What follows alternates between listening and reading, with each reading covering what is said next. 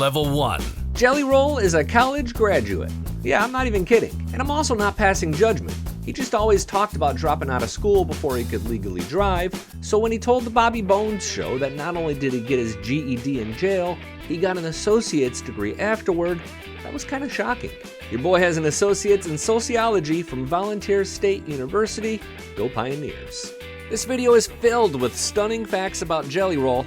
As the levels get higher and higher, the facts get wilder and wilder. Level 10. So why is Jelly Roll Jelly Roll?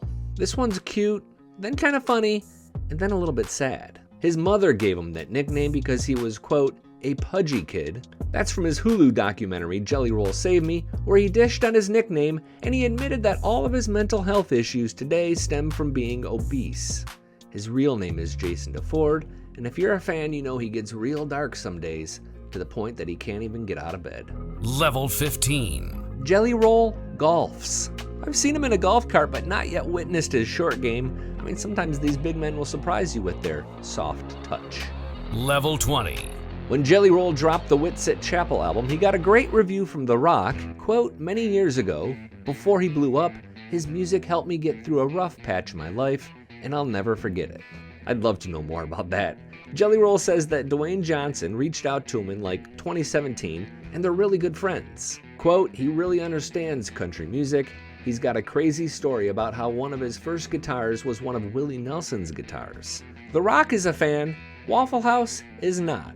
Around 2013, he was sued by Waffle House and had to pay $10,000 to settle. I suppose they had a case legally. Here is the cover to his free mixtape called Whiskey, Weed, and Waffle House, later changed to Whiskey, Weed, and Women. They took exception to how he used the logo, to which Jelly Roll basically said, have you ever been to a Waffle House late at night? Have y'all cleared that up? Well, I don't know if they've squashed it, but I eat there. I must admit I buckled. It was hard to carry the beef on for too long. I'm such a fan. Level 30.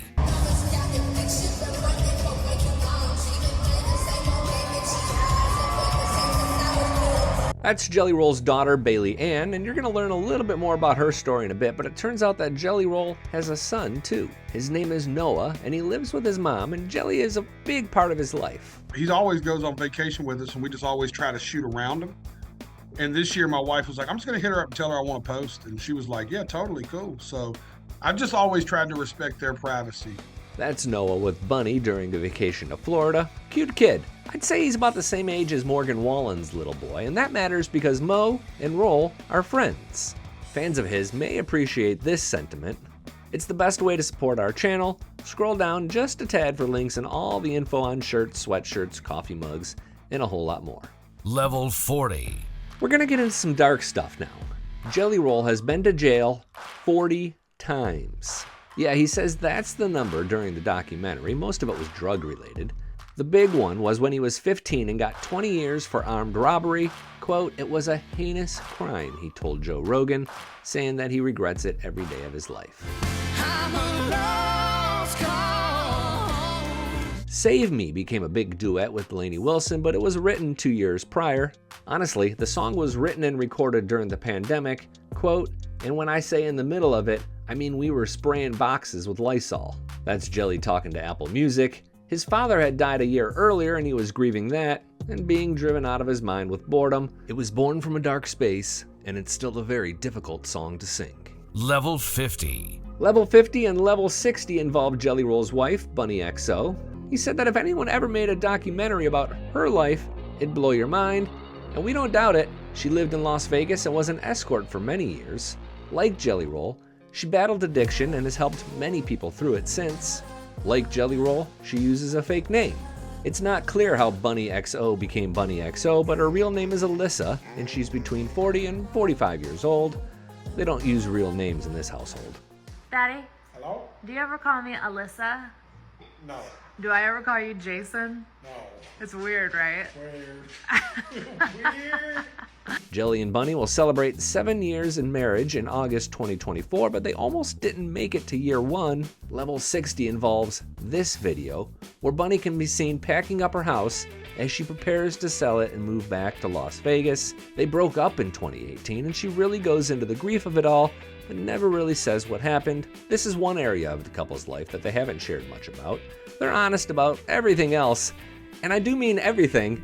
Go ahead and fast forward to level 90 to see exactly what I'm talking about. Level 65. This one is quick and stunning. In January 2022, Jelly Roll felt fortunate to sell 1,000 tickets in Connecticut. By December, he'd sold 20,000 at Nashville's Bridgestone Arena. Yep, your dreams can come true quickly. Level 70. That Jelly Roll has 2 older brothers named Roger and Scott hardly seems like a level 70 fact until you read this story from our friends and American songwriter. Jelly actually spoke to the Fighter and the Kid podcast and admitted that one Thanksgiving, his brother got so drunk he, quote, pulled his willy out in front of the whole family and just let it ride right there. Never woke up. We tried to stop him. He just wouldn't stop. He just kept, well, you know. And now you see why old Roger is level 70. Level 75 is not so funny. When I wrote she, you got to think, for me, she is my mom, right? For me, she is my child's mother. These are both people who have overcame addiction in my immediate life, you know? So that's just the closest tentacles to me. That stretches to cousins and uncles and nephews and nieces and just beyond, you know? Friends and family. Bailey Ann's mother's name is Felicia, and sadly it sounds like the demons still haunt her. During his testimony in front of Congress in January 2024, Jelly Roll described her as being in active addiction. She certainly gets our prayers today and always. Jelly Roll didn't exactly get clean and sober after prison. He's been pretty honest about using cocaine when he drinks until very recently. And before that, he didn't discriminate. Where did he get the drugs? In the Save Me documentary, he talks about how wild he and wife Bunnie were early on, and she describes getting the drugs he needed for him. At the time, he was flat broke. I love it when they call her a gold digger. It's my favorite thing. She hates it. It just flames her up. But it just tickles me absolutely pink because when I met her, I was homeless living out of a 96 conversion van. Yeah. So it's like, I look like, if anybody was digging for gold, it was I, Popeye. Okay, just 4 more, and I promise the final 3 are going to absolutely stun you. One of them kind of cleans up one of the biggest rumors about Jelly Roll and his wife, Bunnie. But first, a little bit more about his prison time. While in jail, he read not only the Bible, but the Koran. Talking to Bobby Bones, he revealed what he learned from both books and made it clear that he's ultimately not a whole hog believer in either, but he appreciates the teachings. How many other country singers do you think there are that have read the Koran? Level 90. This is probably the one that you came for, and I promise it doesn't disappoint. The rumor on Celeb Wives of Nashville Reddit thread is that Jelly and his wife have an open marriage, but that's just not true. From what I can tell, they're swingers. Feel free to correct me with new evidence in the comments section below, but during an interview on the 24/7 HH podcast in 2019, he talked about a night in Lansing where Bunnie brought 3 women on a bus for them to play with. The video is literally titled Jelly Roll. My wife and I openly invite women to join us. It's been great. Yep, I linked to it below. He says they'll even go on Tinder together, but there's no reason to believe that either one of them carries a separate emotional connection with another man or another woman. You see, swinging is just about the sex, while an open marriage allows for one party or both parties to have an emotional connection elsewhere. I did not have talking about this on my bucket list for 2024, but here we are. Level 95. This one is quick and also stunning. Growing up, Jelly Roll says there were drugs everywhere and everyone did crack. He once smoked meth out of a light bulb. Yeah, he smoked meth out of a light bulb.